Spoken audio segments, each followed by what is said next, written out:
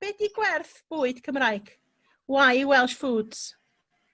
What are they? We've heard a bit from Carwyn already. What is the traditional food of some parts of Wales? And of course, it's not just about one traditional foods, it's foods that actually come as well from different parts of Wales, which if he had had more time, he probably would have been able to say much more about that for you as well. But we're asking here generally, da ni'n gofyn yn fan hyn am beth yw Gwerth Bwyd Cymreig. Ac mae gennym ni banel, Siân Ioan o Fferm Croesheddig Newydd, Llinos, Rowlands, Gwin, Dylanwad, da yn Dolgella, a Siwan Clarc sy'n cynrychioli undod. Felly, da ni'n di edrych ar trwy gyflwyniadau byr beth yw gwerth uniongyrchol ac hefyd ehangach bwydydd Cymraeg, un economi a chymunedau gwledig. Felly gyntaf, mi fydda i'n rhoi drosodd i Siân, ac wedyn mi fydd Llinos a wedyn mi fydd Siwan yn rhoi cyflwyniadau byr, ac wedyn fydda ni'n mynd i drafodaeth eitha anffurfiol rwy'n gobeithio, gyda cwestiynau o'r gynulleidfa yn y chat. Os ydych chi'n dymuno, nowch yn glir, ac rhowch y cwestiwn yn Gymraeg wrth gwrs, neu yn Saesneg fel ydych chi'n dymuno, a mi wnawn ni wneud yn siŵr bod yr panelwyr yn cael cyfle i'w hateb nhw. Mi rydw i'n triol cyfieithu Gymraeg i'w wreiddiol, a fyddai'n angen i Jane neu Steve rhaid hawl i mi gyfieithu yr Gymraeg yn fan hyn.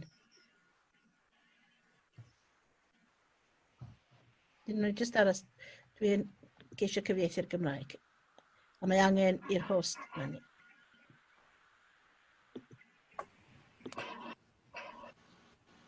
Reit, dwi'n meddwl yn hytrach na dal y siaradwyr ymlaen. Mi wnawn ni wahodd.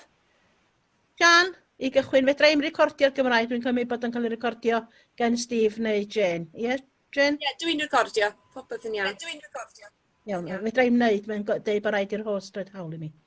Oce, iawn ta. Felly, drosodd i Siân i dweud ar gwerth ac y system y gwerthau cynafol a'r drefn sydd gennyn nhw ar ei fferm Croesheddig Newydd.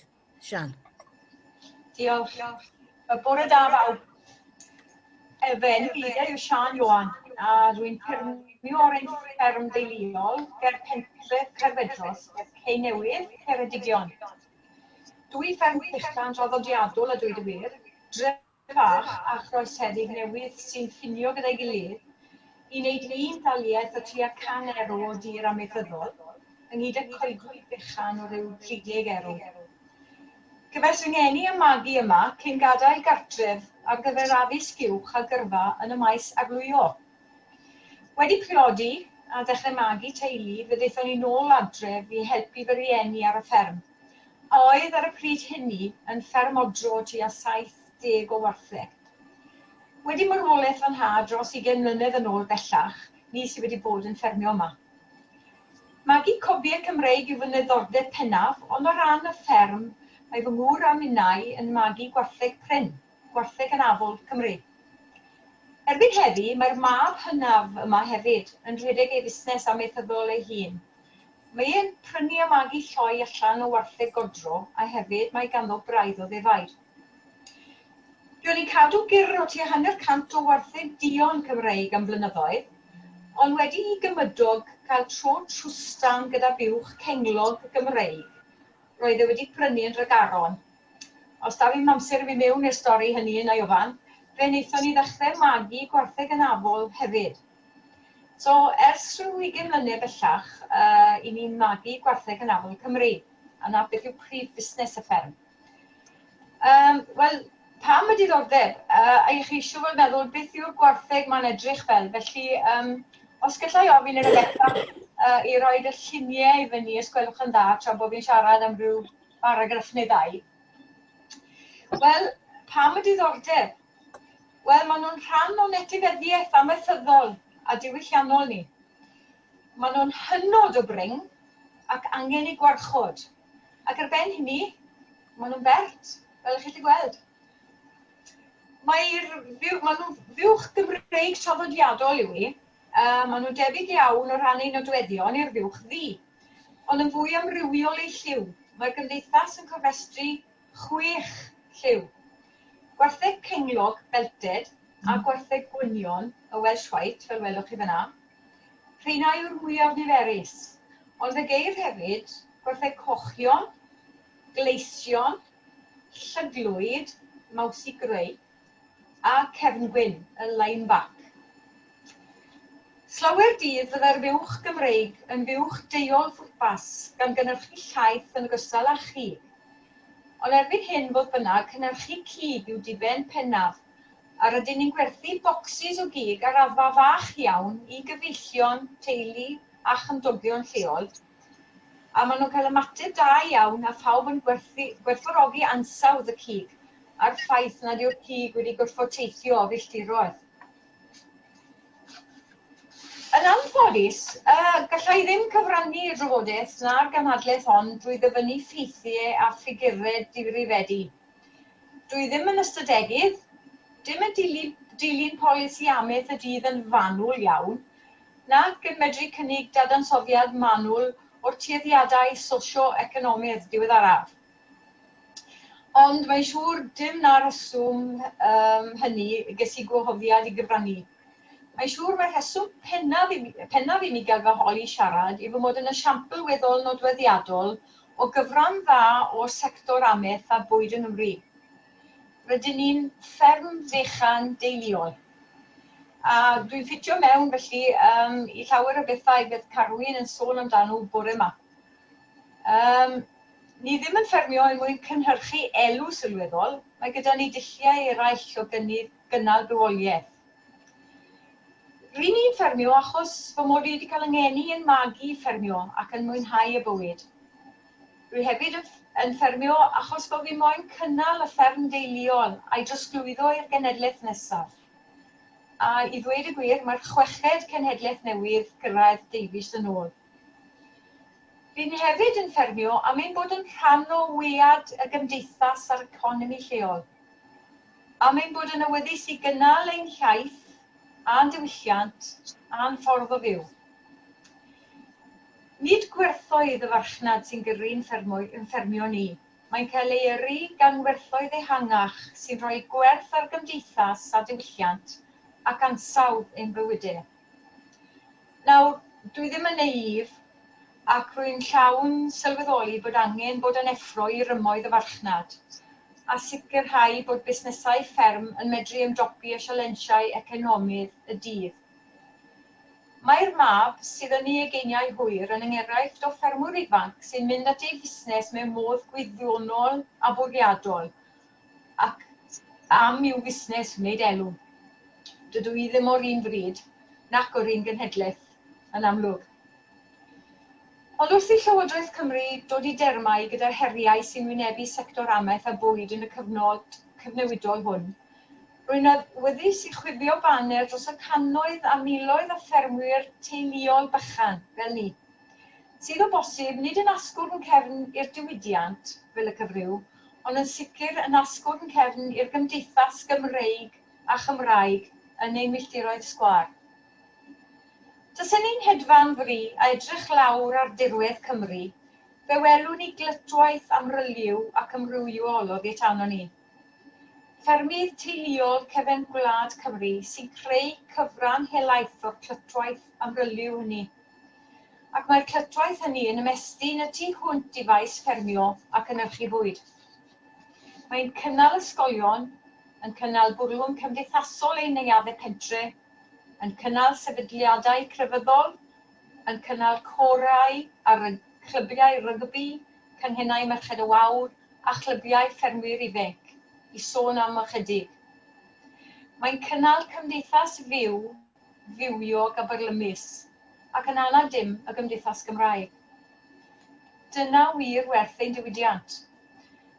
Ond o fewn y diwydiant ei hun, fellwn gyfrannu ymhellach i gymdeithas honno ac ein huniaeth Gymreig yn gyffredinol, trwy werthfawrogi'n hetifeddiaeth a rhoi gwerth diwylliannol a masnachol arno.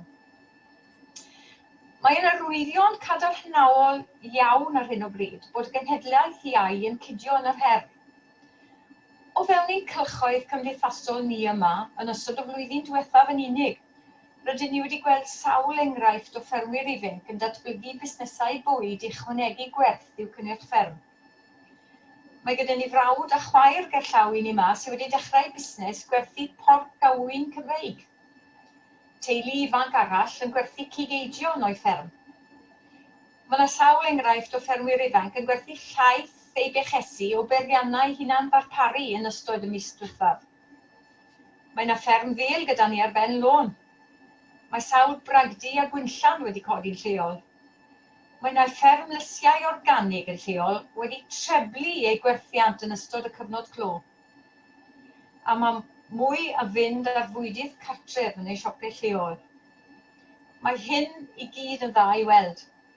Mae'r cyfan yn ychwanegu gwerth at y busnesau ei hunain wrth reswm, ond mae ei llwyddiant hefyd yn ychwanegu gwerth at y cyfrannau amhriasiadwy at barhad y gymdeithas leol. Gwerthfawrogiad o nodweddion diwylliannol a bwrlwm y Gymru Newydd, sy'n ymddangos o flaen ein llygad. Felly mae rhai hynaf yn eich blith yn cofio am yr hanesydd amlwg Gwyn a'i lyfr When Was Wales.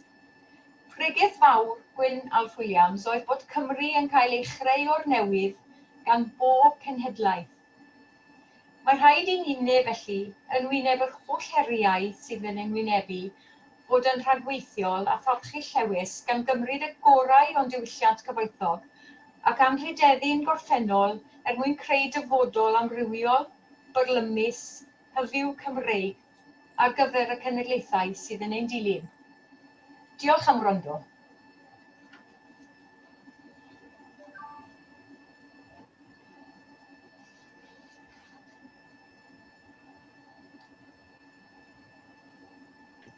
Rwan, gan bod fi wedi dod dros yr emosiwn, dwi wedi dadfiwtio. Diolch Siân, yn ofnadwy am rannu hynna gyda ni gyd. Dwi'n mor falch. Gymaint o wahanol agweddau o werth ac o gefnogi y gymuned mae y system ffermio yn ei wneud ac o safbwynt y fferm deuluol yng nghefn Gwlad Cymru. Mae hyn yn allweddol.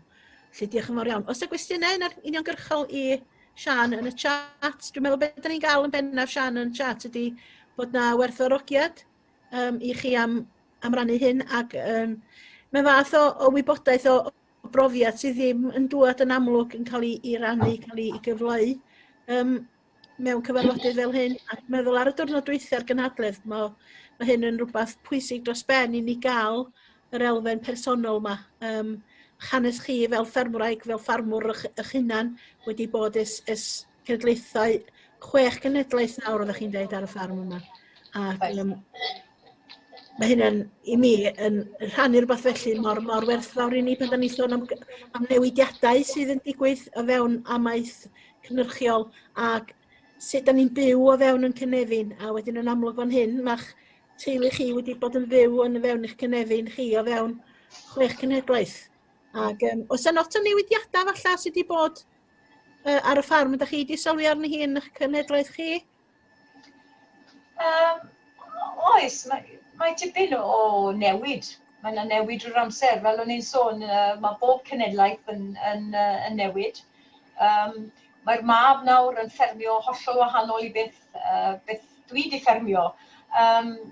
Mae ei feddwl yn fwy gwyddonol, yn fwy am wneud mwy o broffit ar y ffarm. Ond hefyd mae e'n gweld y pwysigrwydd yn ein cymuned, pwysigrwydd o fod yn rhan o gymuned y pentref. Mae e'n gadeirydd o'r sioe fach leol sydd gyda ni. Wel, dim ers 2 flynedd bellach, ond gobeithio eto. Ond mae e'n gweld y pwysigrwydd hefyd o ffermio a cadw'r cymuned i fynd. Ond y ffermio'n hollol wahanol i beth dwi wedi ffermio. Dwi wedi ffermio ychydig o wahanol i beth oedd yn had yn ffermio. Wrth gwrs, oedd teulu'n byw ar y ffarm ac oedd yn cadw gwas ar 60 erw pan o'n i'n cael yn fagu lan yn ferch fach. Mae pob beth wedi newid. Mae popeth yn newid bob cenhedlaeth.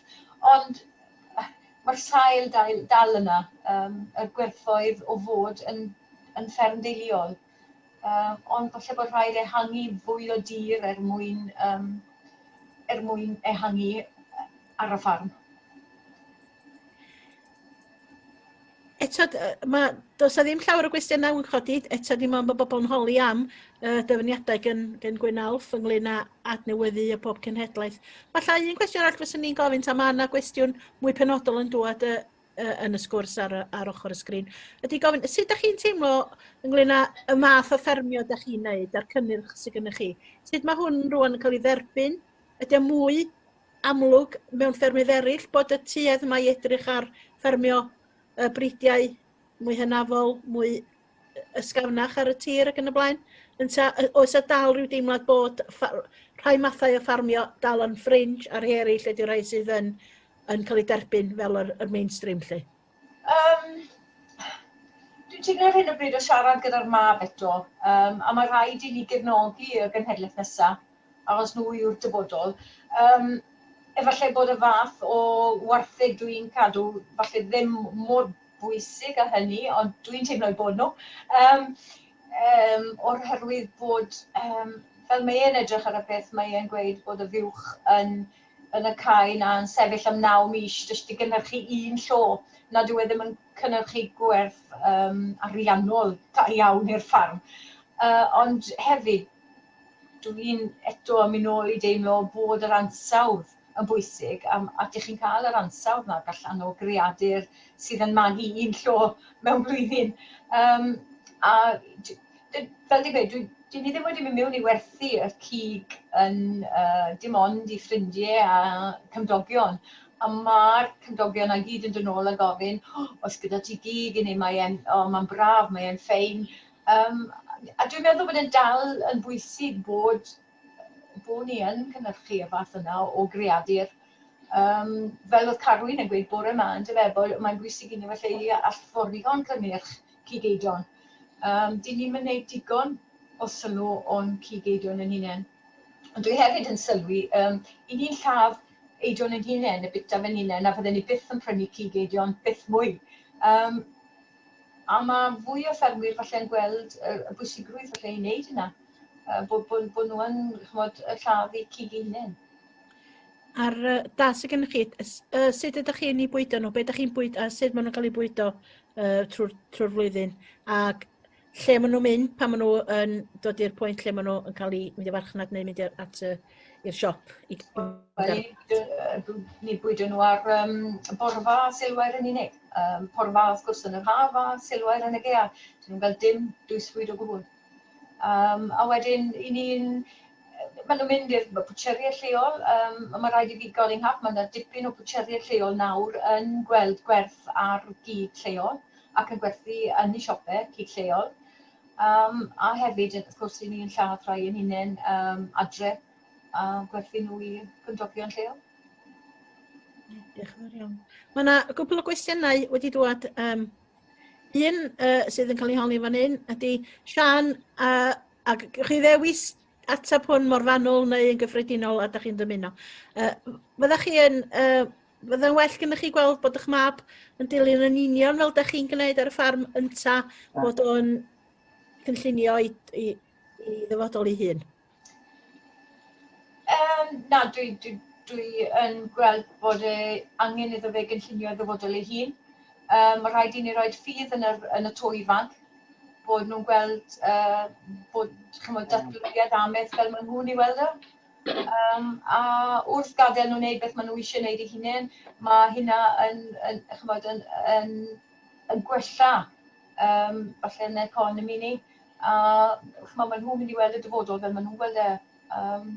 Mae gyda fi 3 o blant, dim ond un sydd yn amaethu. A mae'r 3 yn nhw'n cael pob rhyddid i chwilio ffordd eu hunain yn y byd.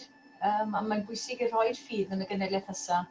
Fel nes i sôn yn gynharach, mae yna brawd a chwaer wedi dechrau gwerthu cig moch a wyn yn lleol.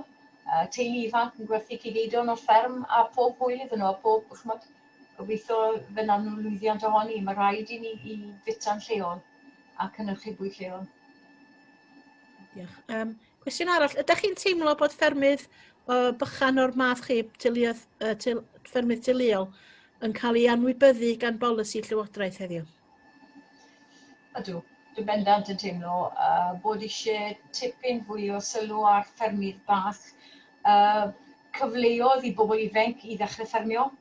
Dwi'n nabod, gan bod gyda fi bab sydd yn ifanc, dwi'n nabod llawer o'i ffrindiau fydd yn hoffi cyfleoedd i ddechrau ffermio, ond y methu achos mae pris tir yn rhy ddrud, mae ffermydd yn mynd yn fwy ac yn fwy. Dyn nhw'n methu cael ychydig o dir i ddechrau ffermio. Felly mae dylef y Llywodraeth i edrych mewn i helpu pobl ifanc i ddechrau ffermio. Diolch yn fawr iawn.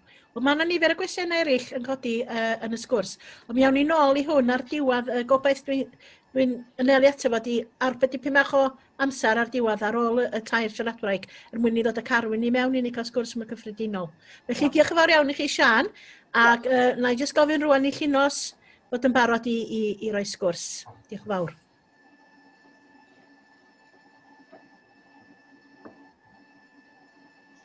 Reit, di hynna'n iawn? Di pawb yn clywed fi, reit da. Dwi yn o gellau a mewnforwyr Gwin yda ni. Mae gennym ni siop yng nghanol y dref a da ni yn prynu, dyna di'r prif bwrpas y busnes ydy prynu mewn a gwerthu Gwin. Mi oedden ni'n gaffi, da ni'n siop yn unig rwan, ond da ni hefyd yn gwerthu bwydydd fel cawsiau ac yn y blaen, bwydydd moethus o'r Eidal, Gymru, Sbaen, ac da ni yn trio'n gorau gefnogi y diwydiant bwydydd Cymraeg. Yn hanes i ydy, dwi o ffarm yn hun. Oedd yn had yn ffarmio, mae mrawd yn ffarmio, oedd yn haid ar ochr nain yn godro yn Llwyngwryl ac fo oedd yn mynd rownd o'n i'n arfer reidio yr hendroc bach ma, mynd rownd yn cludo llaeth pawb iddyn nhw yn y pentref. A mae rhaid mi ddweud, mae'r atgof yna o'r ffarm draddodiadol yn agos iawn at ynghalon ni. Ac o'n i'n darllen sylwadau gynt bod rhan fwyaf o blant wedi colli be mae berllan yn ei feddwl. A mae gennau brofiad yna, o'n i'n arfer dysgu. O'n i'n dysgu Saesneg yn ysgol Tywyn, a dwi'n cofio dros 20 mlynedd yn ôl wan, yn Carries War, darllan o'r plant, ac mae'r gair orchard yn dod fyny, a doedden nhw ddim yn gwybod beth oedd orchard. Oedd yna cwpl o blant fferm Cymreig yn gwybod be oedd berllan, a dyna ni. Ond ar ffarm Taid, oedd na berllan, oedd na ieir, oedd na amrywiaeth, a dwi'n edrych yn ôl ar y byd yna yn ffond iawn.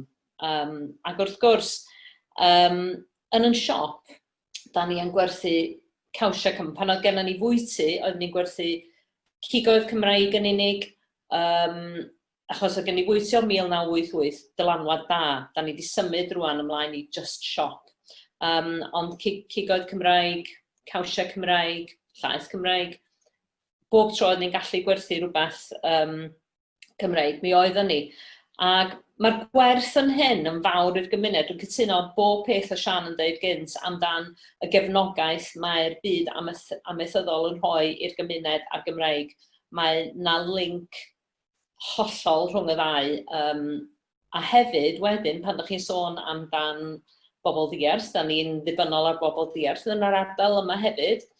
Mae nhw hefyd yn gwerthfawrogi bod ni'n cynhyrchu bwydydd yn hunan. Achos beth sydd gennym ni yng Nghymru sydd yn wahanol, wel, yn iaith a'n diwylliant. Da ni yn gallu gwerthu hwnna ar y labelu, a mae bobl lleol yn ei hoffio, a mae bobl diarth yn ei hoffio. Dyn nhw'n eisiau dod i fan hyn a prynu rhywbeth sy'n dweud made in China. Maen nhw eisiau prynu rhywbeth sydd yn adlewyrchu eu profiad nhw o Gymru a bod nhw wirioneddol mewn lle gwahanol. Mae o'n diffinio ni'n fawr o y Lake District, enghraifft. Dwi yn meddwl yn yr 20 mlynedd dwytha, mae'n bwydydd ni wedi dod ymlaen lot. Dwi'n credu, oedden ni'n arfer stryglo i ffindio gwin da. Oedden ni o hyd eisiau gwerthu gwin Cymreig.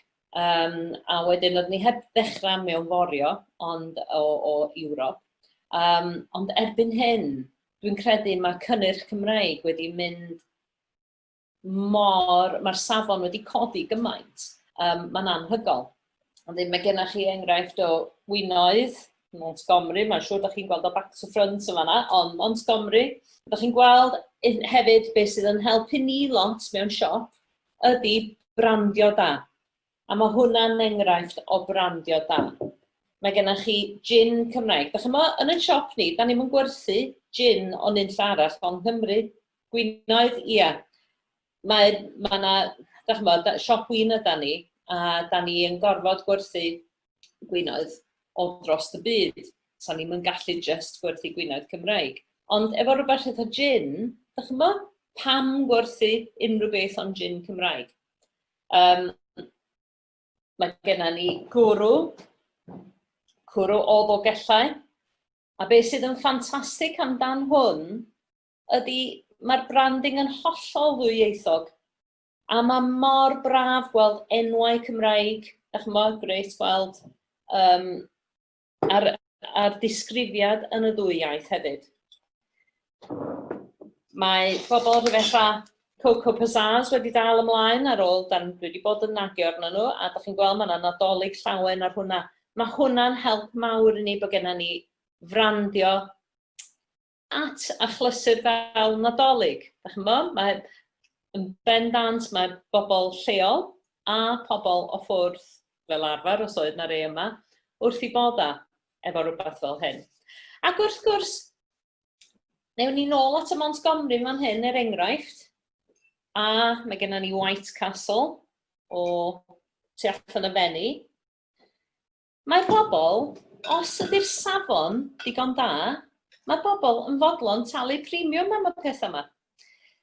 Sa nhw'n gallu prynu Sauvignon o'r Loire am 10 pint gennym ni yma, fysa, dach chi'n bod, yn cymharu na fo hwn, a mae hwn yn 18 pint. Mae o bron iawn yn ddwbl y pris. Wan pan dach chi'n ystyried, mae'r average spend, fel maen nhw'n dweud, amdan botel o win gan bobl Prydain ydy, just o dan 6 pint y botel, mae talu 18 pint am hon, neu 20 pint am hon, mae'n dipyn o gamp bod ni'n gallu cael nhw i wario hynna, tydi? A dwi'n meddwl mae dyna di'r neges, achos mae yna challenge yn does i gynhyrchu bwyd, cawsia a'r cigydd yn enwedig yng Nghymru. Mae yna challenge efo'r amgylchfyd a bob peth. Dwi'n meddwl, dach chi'n os da ni'n codi, os ydy'r safon digon uchel, mae bobl lleol a bobl diarth yn prynu rhain. Dwi newydd yrru ces o win Cymraeg wythnos dwytha i Lundain, ces o 12. Dach chi'n mae hynna'n dipyn o wariant yn dydi. A mae pobl yn dod mewn, pobl lleol, isio anreg, neu efo dwi hynna'n, oedd na un lady mewn diwrnod blaen, yn dweud, ia, ges i hon fel anreg blwyddyn dwytha, dwi'n mynd i brynu fel treat i fy'n hyn. Felly, mae yna farchnad yna, a hefyd yn y dyddiau hyn, le da ni'n gallu cludo pethau i unrhyw le, da ni newydd gludo 6 ces o win i Ffrainc. Pythefnos yn ôl. Da ni'n gallu gyrru pethau, da ni'n gallu cludo ein bwydydd o Gymru. I rwla licio ni ddweud y gwir, a dach chi'n yn y dyddiau yma, dwi'n meddwl, da ni'n gorfod meddwl, enwedig rwan, efo'n economi, sut mae hyn yn cyfrannu i'n iaith ni, i'n ardal ni, ac hefyd yr economi leol, mae'n oll bwysig. Fel dwi'n dweud, dyma sydd yn marcio ni allan, hwn sydd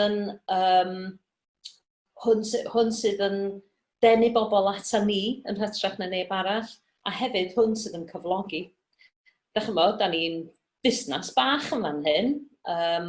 Mi oeddwn ni'n cyflogi mwy cyn Covid.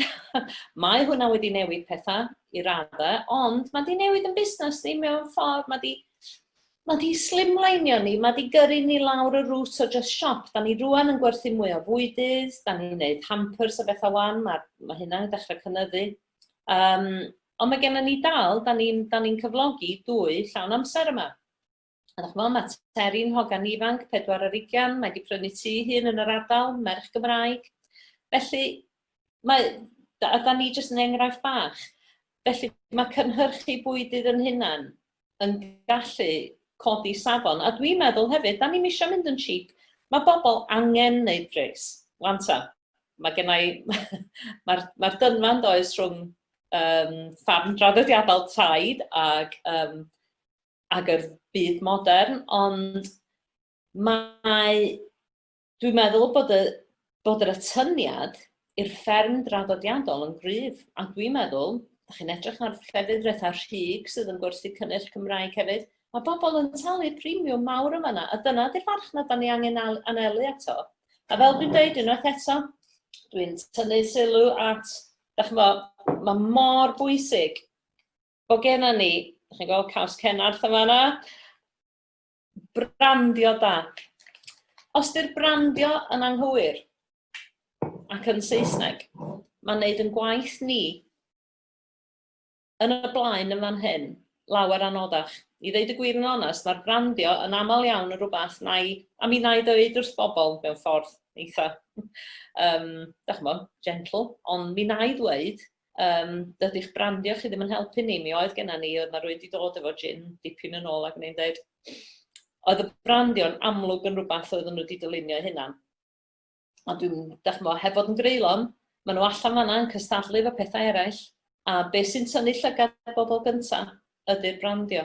Mae bobl yn edrych ar hwn, mae hwn yn edrych yn eitha plaen, a mae'n debyg, byddwch chi'n medru gweld yn hawdd iawn, ond mae'r ffont yna yn eitha tebyg i be mae burgundy safonol yn defnyddio, sef yr ardal mwyaf, yw'r gwin mwyaf drud yn y byd, ydy burgundy a Bordeaux. Mae siap y botal a siap yn Rob o White Castle, siap poteli burgundy, unwaith eto. Mae yna olwg clasurol i hon yn does, ond ddim yn edrych yn hard nec di. A mae hynna yn oll bwysig. Bod ni'n meddwl amdan sut mae llygad y cwsmar yn cael ei ddenu. Dyna sydd yn bwysig i ni yn y busnes yma fan hyn ar y blaen. Be sy'n mewn yn y paced neu'r botal yna yn blasu'n top notch. A da ni eisiau gwerthu pethau mor agos, achos dyna unwaith eto di'r trend, chi'n sôn amdan yr faint mor bell mae pethau'n teithio. Mae sa'n gret ag yna ni gaws yn agos i fan hyn, ond da ni yn y byd defaid ar y munud. Mae ffermio yn yr ardal yma yn eitha one-dimensional, mae di newid o pryd o'n i'n hogan ifanc, le oedd bob un pentra yn cynhyrchu llaeth ag yn y blaen. Ond, os yn cael ei cynhyrchu yng Nghymru, mae hynna digon da. So, felly'r safon yn uchel, y brandio yn Gymraeg, neu yn dwyieithog, a hefyd yn edrych yn ddiniadol ac yn dda.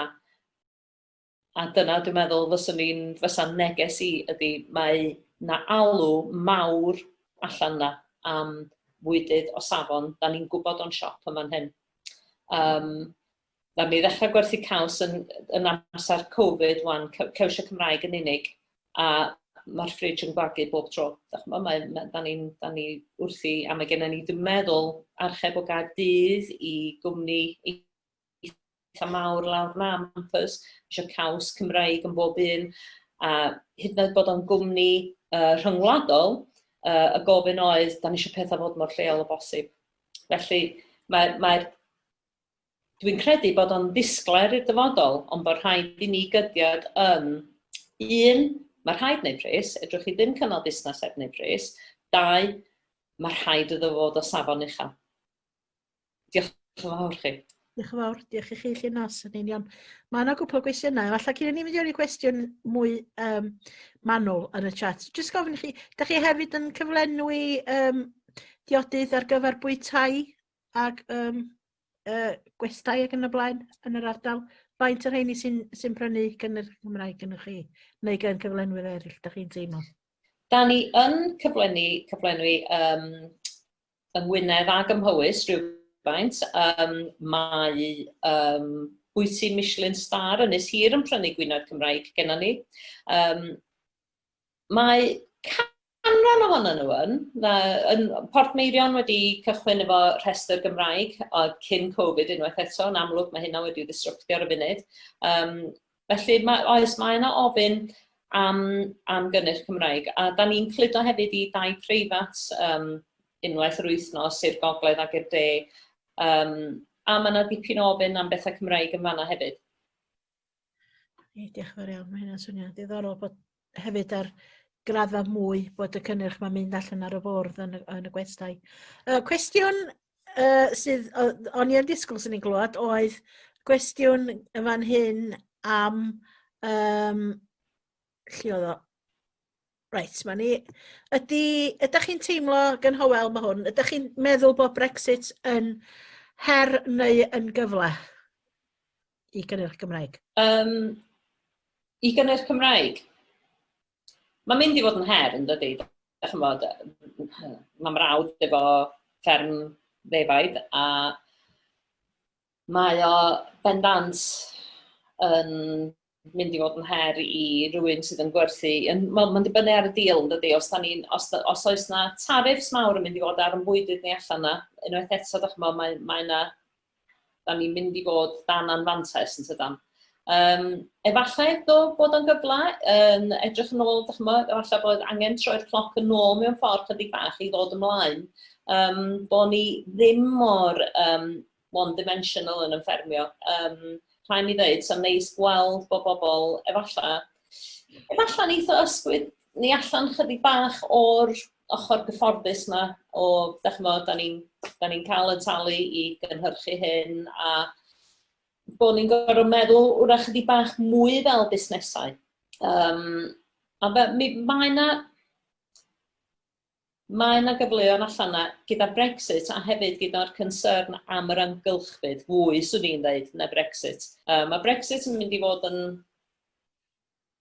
Mae'n anodd gwybod heb wybod be di ond ydy, ond galla fod roi bobl mewn i brynu mwy o Brydain. A dyna di'r obaith sgennau. Dydw i ddim yn berson oedd eisiau Brexit, ond mae efo ni rwan.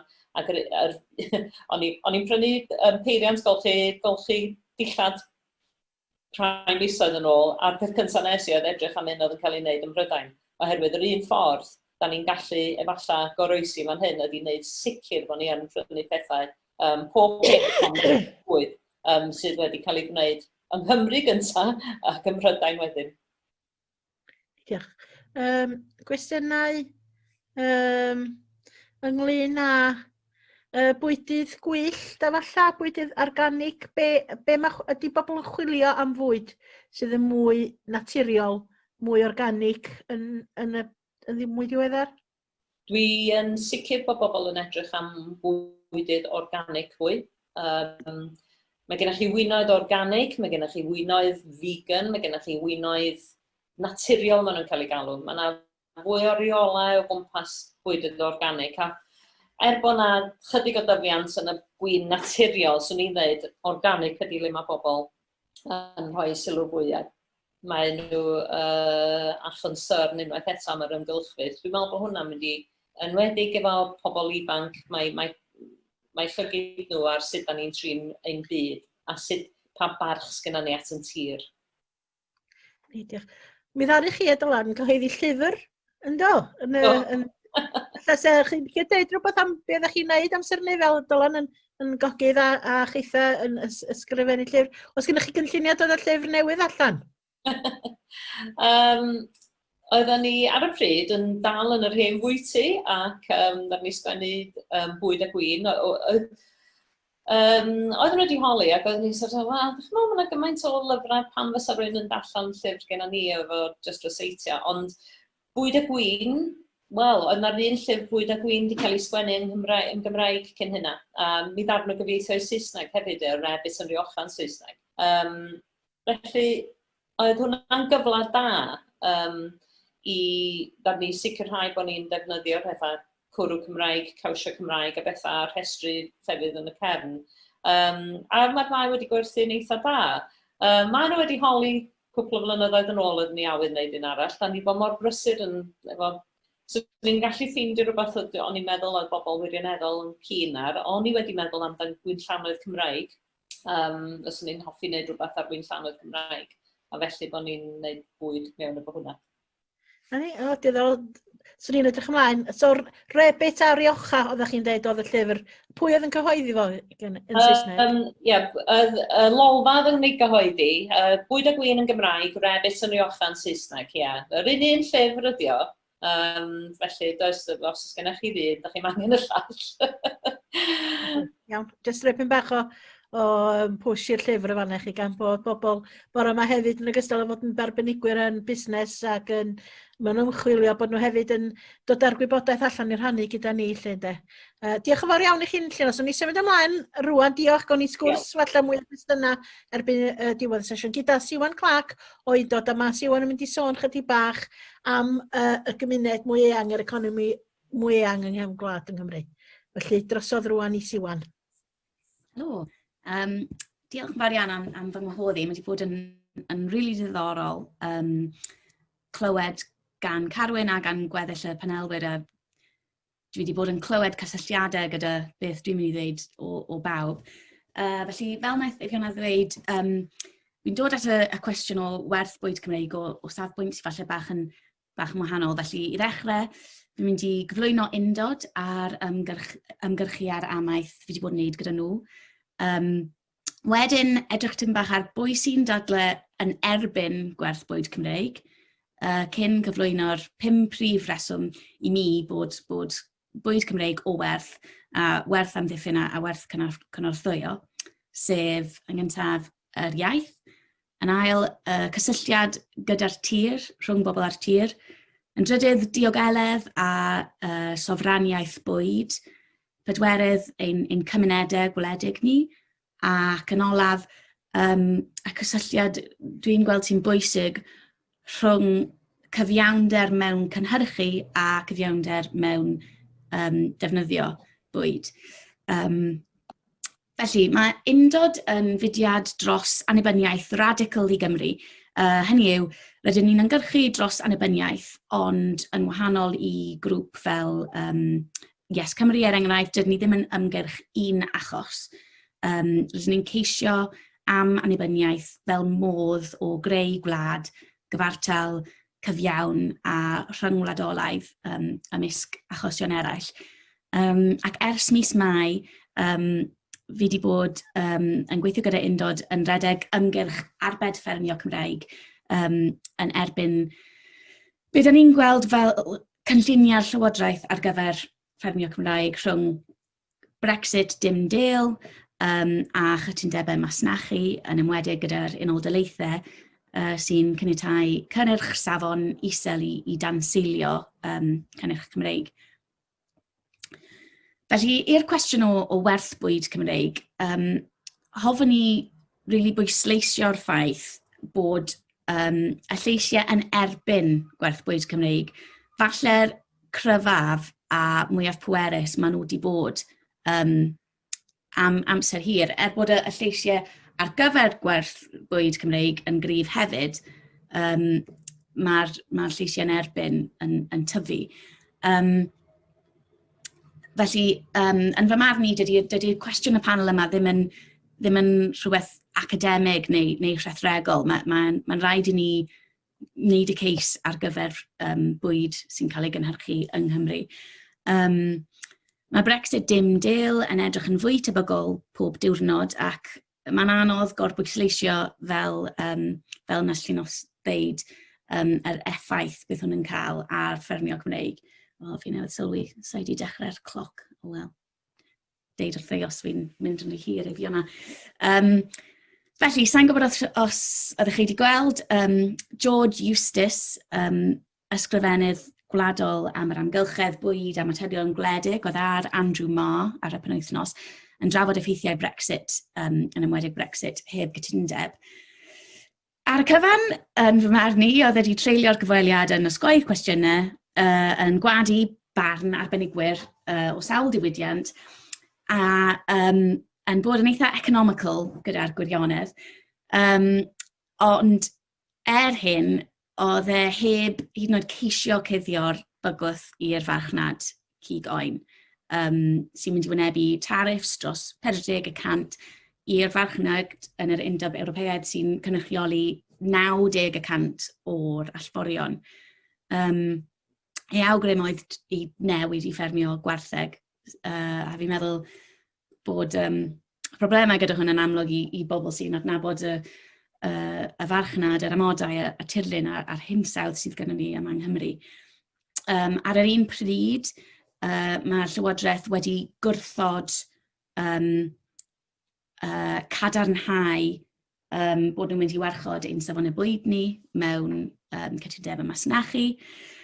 Ac ar yr un pryd, fi'n meddwl mae dueddiad o weld y pethau yma ar wahân, ond fi'n gweld bod nhw'n gysylltiedig iawn. Mae Boris Johnson wedi gwneud ymrwymiad i adferu natur 30% o dir Deyrnas Gyfunol.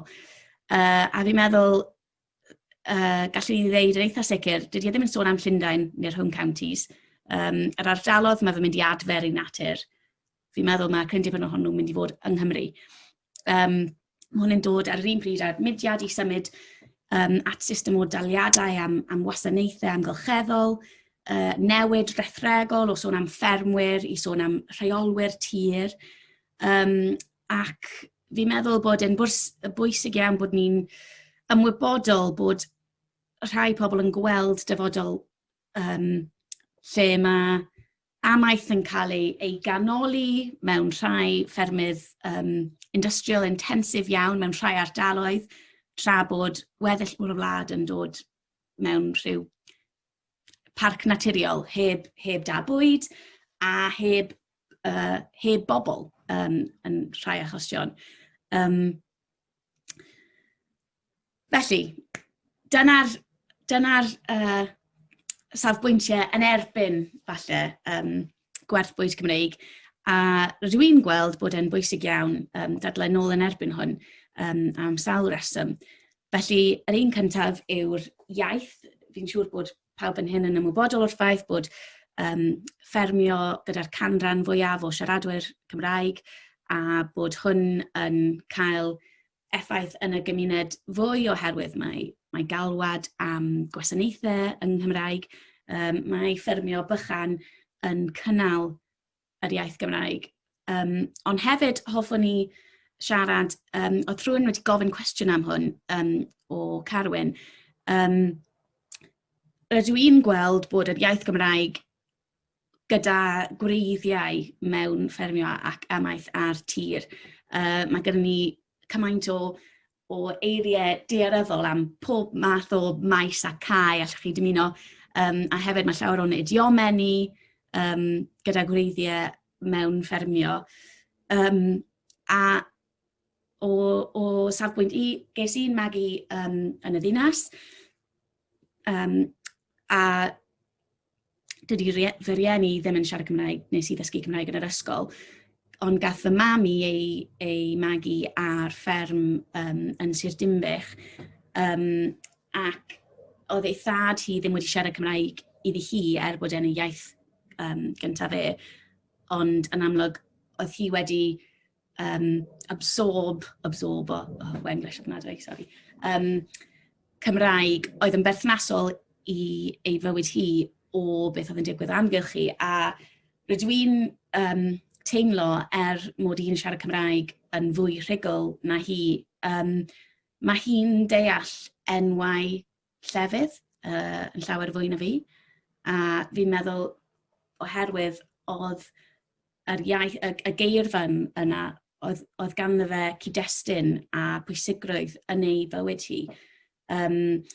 A yn amlwg, dyn ni ddim yn gallu rhewi ein iaith na'n gwlad ni yn y gorffennol, ond rydw i'n meddwl beth yw'r werth y Gymraeg heb y cyd-destun sy'n rhoi synwyr i'r geiriau a i enwau'r llefydd. Felly fi'n meddwl bod ffermio yn bwysig iawn i oroesiad yr iaith. A mae hwn yn dod fi at yr ail bwynt, sef cysylltiad i'r tir. Fi'n meddwl mae'n rhaid osgoi gweld natur fel popeth sydd ddim yn bobl, a wedyn bobl ar wahân, a gweld bod yna binary rhwng cynhyrchu bwyd a edrych ar ôl yr amgylchedd. Roedd, fi'n mynd i dweud ei enwau'n anghywir, Mainsight Bartkiena a Bicawskaita o Lithuania wedi astudio ffermio yn y ddinas. A mae yna draddodiad fyna o ffermio o'r gerddi, a roedd y genedl hun oedd yn pwysleisio fwy cynhyrchu, oedd ganddyn nhw safbwynt a temporality o'n nhw'n dweud, oedd yn fwy plant-centric. Felly mae cynhyrchu a gweithio gyda cynnyrch yn gallu helpu ni weld bod ni ddim yn nghanol y byd a i gweld y byd o safbwynt creadurion eraill. A mae hwnna'n bwysig iawn i ni. Yn drydydd yn fwy practical falle yw ein diogeledd a'n sofraniaeth bwyd. Fi'n meddwl bod Covid wedi dangos pa mor bregus ydy'n cadwyni bwyd yn gallu fod. A ni wedi gweld ffermwyr llaeth yn gorfod taflu eu cynnych i ffwrdd, a hefyd pobl yn poeni am peidio cael digon o rai bwydydd. Mae gwledydd fel Lithuania sydd yn cael cadwyni bwyd byrach ddim wedi gweld y problemau yma. A yn hermau o safbwynt undod, ni eisiau radical annibyniaeth go iawn, mae rai pobl yn deud. A beth ydy'n annibyniaeth ni os nad ydyn ni'n gallu bwydo'n hunain? Fi'n meddwl wrth i'r hinsawdd newid, mae crisis fel Covid, pandemics, ond hefyd tywydd eithafol a phethau eraill, maen nhw'n mynd i ddod yn fwy aml, nid llai.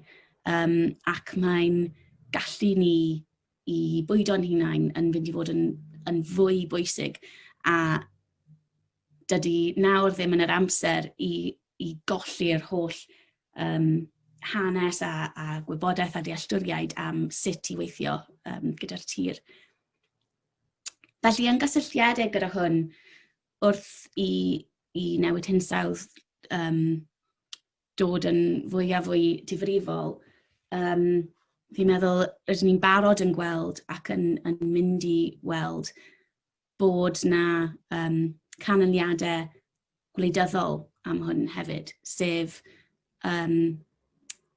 codiad mewn ffasgaeth, i ddweud y gwir, a eco-ffasgaeth hefyd, wrth bod adnoddau'n dod yn fwy bryn, a'r amgylchedd yn ansicr, mae yna dueddiad o edrych ar ôl ein hunain a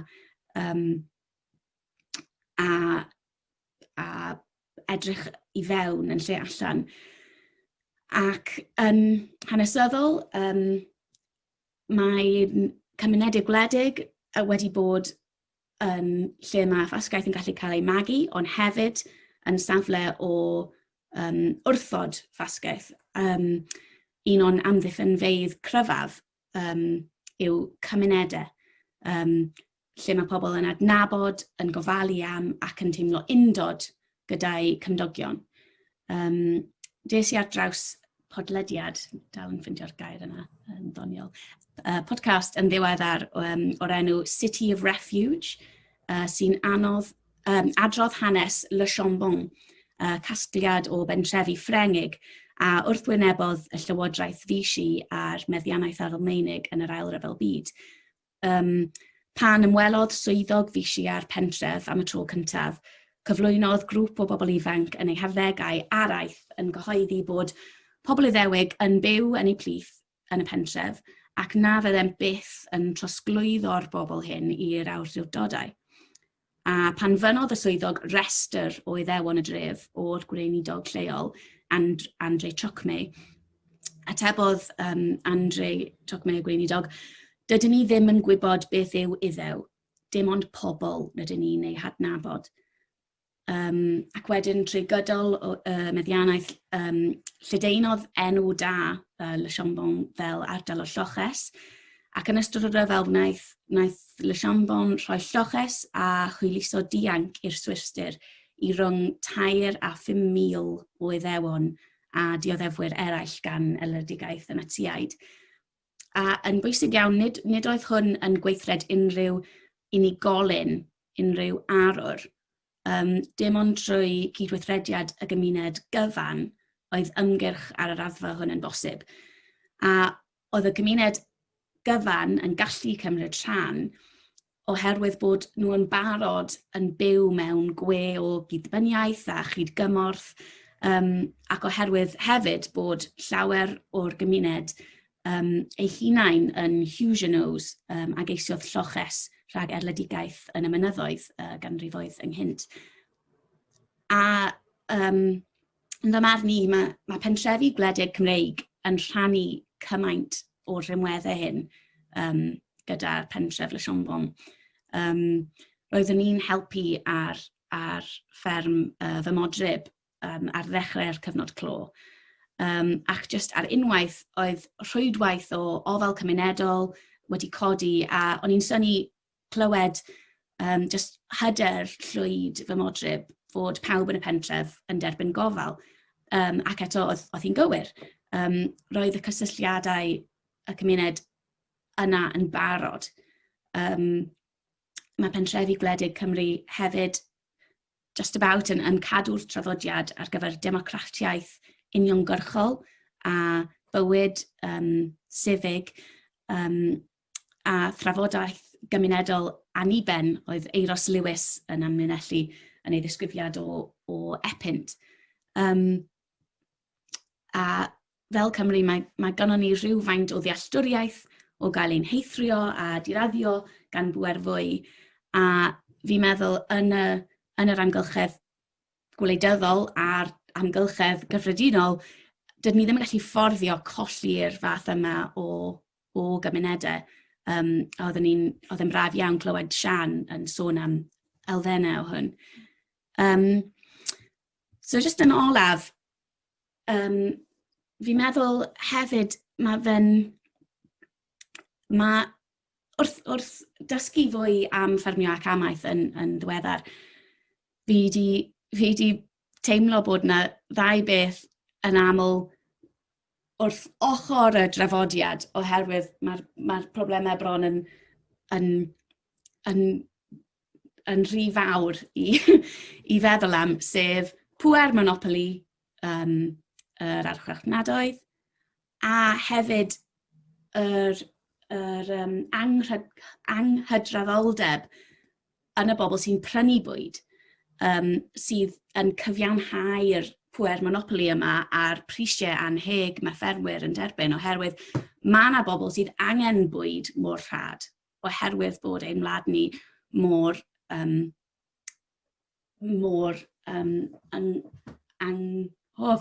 unequal. Sorry, fi'n dechrau blino yn Gymraeg.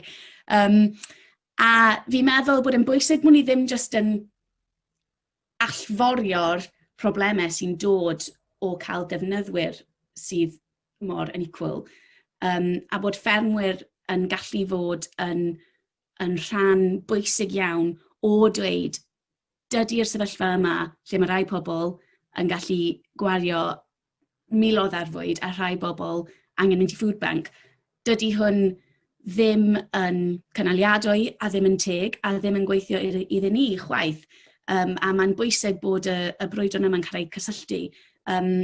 Roeddwn ni'n darllen papur ar ffermwyr cynaliadwy yn America, ac oedden nhw'n siarad am dosbarth cymdeithasol y ffermwyr, ond hefyd bod y ffermwyr ei hun yn ymwybodol ac yn anhapus gyda'r ffaith bod nhw ddim ond yn gallu gwerthu eu nwyddau o safon uchel i bobl cyfoethog. A roedd un o'r ffermwyr oedd wedi gadael ffermio yn deud, I got tired of turning chicken shit into rich people. A fi'n meddwl bod hwn yn rhywbeth mae sawl ffermwyr yn deall yn ddwfn bod rhywbeth yn bod gyda sut mae economi bwyd ni'n gweithio a fi'n meddwl dylen ni fod yn cynorthwyo a amddiffyn y lleisiau yma. Dyna ni. Dyna Gwerth Bwyd Cymreig i mi. Diolch yn fawr iawn, Siwan. Ewr iawn, a dwi'n falch iawn bod chi wedi rhannu hwnna yn yr un ffordd ac bob un yn chi wedi rhannu profiadau a'ch barn personol chi yn ogystal ar drafodaeth presymegol sydd na ac amlwg sydd na, sydd ddim yn dewis cael i dderbyn neu hyd yn oed i ystyried gan llawer o'r rhai sy'n gwneud penderfyniadau ar ein rhannu a drostom ni yn wleidyddol. Felly, dwi yn meddwl, mae'n un neu ddau gwestiynau yn fan hyn. Falla bod eisiau gofyn, neu ofyn falla i'r panel, falla o'n i jyst sôn gyntaf, o'n i ofyn i Siân ac Llinos os gennyn nhw rhywbeth i ddweud i hyn, tans mae Siwan jyst yn cael ei gwynt, falla sa Siwan chdi medru ateb hyn wedyn. O'n i jyst rownd y panel yn dweud cwestiwn mawr fan hyn i ddweud y gwir gan Andrea. Sut da ni'n cael bobl sydd yn byw yn y trefi a'r dinasoedd sydd wedi mewn ffordd datgysylltu oddi ar cymunedau gwledig a bywyd cymgwlad i gwerthfawrogi a deallt beth sydd wedi cael ei drafod heddiw yma, yn sut maen nhw yn gofyn am benderfyniadau i gael ei wneud. Llinos, os gennych chi rhywbeth i ddweud, beth ydych chi'n teimlo ynglyn â y drafodaeth rhwng y trefol a'r dinesig ac a'r gwledig? Lle mae'r penderfyniadau yn cael ei gwneud? Ac ydych chi'n cytuno bod o'n mynd i fod yn lles ffermio bwyd? Ie, mae'n gwestiwn mawr yn dydi. I Siwan cael panad bach sydyn i'r mwyn iddi gael ei gwynt ati. Ie, achos mae'r penderfyniadau maen nhw'n wneud yn effeithio ni gyd. Os di'n effeithio'r byd ffermio yn ardal ni, mae'n mynd i effeithio i ni gyd. A mae mor bwysig. Dwi'n meddwl bod llygyd yn cychwyn agor. Mae gen ni bolisi efo ceir eitha cry sydd newydd ddod allan rwan yn does. Y trwbl di, pan ydych chi'n creu polisi sydd 10 mlynedd ymlaen, mae'n hawdd wneud o'n dydi. Pan mae pethau'n mynd chydig bach yn anodd gweithredu hwnna yn y pen draw, wel, maen nhw jyst yn methu eu targed yn dydan. Dwi'n meddwl bod hi'n bwysig cael cyfarfodydd fel hyn, mae'n bwysig codi yn llais. Dwi'n meddwl mae yna gymaint o bobl a maen nhw'n tueddu bod yn... Mae'r gŵr jyst yn dod â panad i mi chwarae teg iddo fo. Sori am hynna. Felly, mae gennym ni dyddi yma yn does, ar Facebook, mae'r fforwm ffermio, bethau felly. Mae gennym ni ffordd o gael llais allan. Mae defnyddio'r ffurfiau platforms cymdeithasol yma'n bwysig dros ben. Mae'n llais ni drwy pwy sydd yn tir cyffredin yn oll bwysig a cael dylanwad ar bobl eithalydd safl yn oll bwysig. Ond dwi yn meddwl, yna lot o bobl mae'n dod i Gymru a mae'r llygyd yn dechrau agor i hyn rwan. Dwi yn gobeithio, wrach bod fi'n bod i bach yn optimistaidd yn fan hyn. Ond does ar un ffordd well na just lobio nag oes a danos beth sydd gennym ni a troi yn hynna'n gyntaf. Siân, da chi eisiau deud rhywbeth? Ta ti eisiau fi symud ymlaen? Di Siwan eisiau deud rhywbeth am hynny? Siân?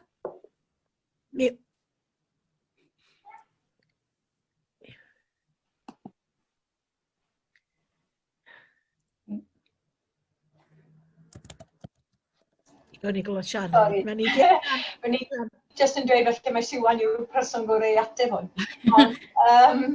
Dwi'n deall bod yna sesiwn braw yma ar addysg i blant, felly bod nhw'n dechrau gyda'r plant a mynd lawr i'r genhedlaeth nesaf i'r genhedlaeth iau a dechrau addysgu o'r gwaelod achos dwi'n teimlo bod, fel yn gweud, y dinaswyr styn nhw ddim syniad ynglyn â ameth. Gada i ddim yna. Cyn i Siwan cael y gair dwytha, dwi jyst mynd i holi Carwyn, os ys di o eisiau deud rhywbeth am hwn, mwyn wneud yn siŵr mae un o'r merched sy'n cael y gair olaf. Felly Carwyn, sgen ti rhywbeth i ddweud ynglyn ar drafodaeth mae rhwng beth sy'n digwydd bod bobl yn pell iawn o lle mae'r bwyd yn cael ei gynhyrchu, a felly bod i'r cyfrifoldeb am sut mae'r bwyd yn cael ei gynhyrchu, ac beth sy'n cael ei gynhyrchu a'i ychwanegu i'r fwyd. Sut ti'n teimlo am hynny? Ie, dwi'n cytuno, a dwi'n meddwl am ffrindiau i o Gaerdydd, ffrindiau ysgol, dwi'n dan am cysylltiad â nhw, a maen nhw'n gweld byd amaeth a byd bwyd fel rhywbeth, fel byd hollol dierth. A mae angen pontio'r agendor yna, mae angen pontio'r bwlch. Os gen i ddim ateb i gynnig, ond dim ond yr arsylwad sylfaenol yna. Diolch. Siwan, dwi'n meddwl bod ni jyst iawn, mond bod chi'n gadw edrych ar y chat eich hunan wedyn ar ôl y sesiwn i ateb unrhyw beth sydd yna. Mi fydd yna gyfle i chi drafod. Ond Siwan, beth ti'n teimlo ynglyn â hynny? Mae'n sicr yn sialens fawr, ond fi'n meddwl mae fe hefyd yn fynd at y galon prosiect undod. Mae'r enw yn undod am reswm, dyn ni eisiau dod a'n cymunedau ni at ei gilydd. A i weld bod na sialensau a chethau gwahanol a mae'n rhaid bod yn ymwybodol o hwnna, ond hefyd bod na lawer o bethau gyda ni yn gyffredin. Oedden ni'n siarad neithiwr am yr argyfwng tai, a mae ail cartrefi yn cael ei weld fel rhywbeth sydd i wneud gyda'r iaith a sy'n ar wahân o'r ddinas, ond i ddweud y gwir yr un farchnad sy'n ei yrru, a fi'n meddwl fi'n casau pobl yn siarad am leave areas, remain areas, Tory areas, Labour areas, oherwydd dydy'r wlad ddim yn cael ei gwahanu fel hwnna. O'n i'n clywed llawer wrth ymgyrchu gyda undod, farmers voted for Brexit. A chi'n meddwl fel rhai, ond dydy ddim yn helpu neb bod ni'n gweld pethau yn y termau eithafol yma, fi'n meddwl, a mae fe'n bwysig. Falle yn y cyfnod clo, mae fe'n gyda pob pethau'n digwydd ar-lein, mae'n cyfle iddyn ni gyfathrebu gyda'n gilydd a gweld beth sydd gyda ni yn gyffredin. Diolch yn fawr iawn. Dwi'n meddwl, ddod ni ddod ar sgwrs i glod. Dwi'n meddwl bod y pwynt ydych chi'n dweud efo yna pa mor beryglus ydy cyffredinoli, a pa mor anodd ydy ffeindio consensws a cael hyd i bethau sydd gyda ni mewn cyffredin. Ond wrth gwrs wrth edrych ar ddatblygiad a ddyfodol mwy cynaladwy a chyfrifol, dyna'n union sy'n rhaid i ni'n wneud ydy weld beth sydd gyda ni gyffredin a sut mae'r consensws yna yn gweithio lleihau yr ardrawiad amgylcheddol ac cynyddu ac sicrhau bod na ddyfodol i'r gymdeithasol a'r economaidd yng Nghymru. Mae yna lot o fudiadau sydd yn gweithio ar ddatblygiadau cymunedol ac wedi mewnoli yr ystyried amgylcheddol i mewn yn hynny. Yn hytrach na mudiadau sydd yn amgylcheddol un diddordeb lle. Oherwydd dwi'n meddwl bod yna ddealltwriaeth mewn halot o'r mudiadau yma pa mor bwysig ydy bod chi yn datblygu'r economi a'r gymdeithas mwyn sicrhau bod yr amgylchedd yn cael ei ddiogelu, oherwydd pa gymuned oedd fydda yn dirywio i amgylchedd. Does ddim dyfodol y gymunedau felly, ac mae lawer iawn y gymunedau Cymru. Dwi wedi dod ar ei draws efo rywent prosiectau yn gweithio yna wedi deall hynny, ac yn sicr yn y ffermio mwy traddodiadol, yn yr ucheldir ac ar draws lot o systemau llai arddwys yng Nghymru. Mae hynny wedi bod yn rhywbeth mae'r ffermwyr wedi bod yn ceisio gyno, tra mae falle yr sector, yr polisi, yn annog nhw i wneud rhywbeth hollol wahanol. A tra bod nhw'n medru trio cynnal y tir, a cynnal teulu ar y tir, bod hynny wedi creu canlyniadau sydd yn sylweddol ddim yn gynaladwy o safbwynt yr amgylchedd. Ac mae'n amser i ni fedru wneud rhywbeth am hynny, ac fysa ddim un ffarmwr, ddim un cynhyrchydd bwyd na busnes bwyd yn dadla bod hi ddim yn amser i wella sut mae'r bwyd mae'n cael ei gynhyrchu a sut mae'n cael ei fod i weini ar y plat mwy gyfartal ac yn deg ar draws teuluoedd Cymru a dde hwnt. Felly diolch yn fawr iawn i chi siaradwyr i gyd, i Siwan, i Llinos ac i Siân am sgwrs hynod bore yma ac i Carwyn am ymuno ni hefyd ac i sgwrs o cynt ac edrych ymlaen yn fawr iawn i'n medru parhau'r sgwrs gyda chi rhywbryd yn ystod y dydd ac tu allan i'r gynhadledd. Diolch yn fawr iawn i chi.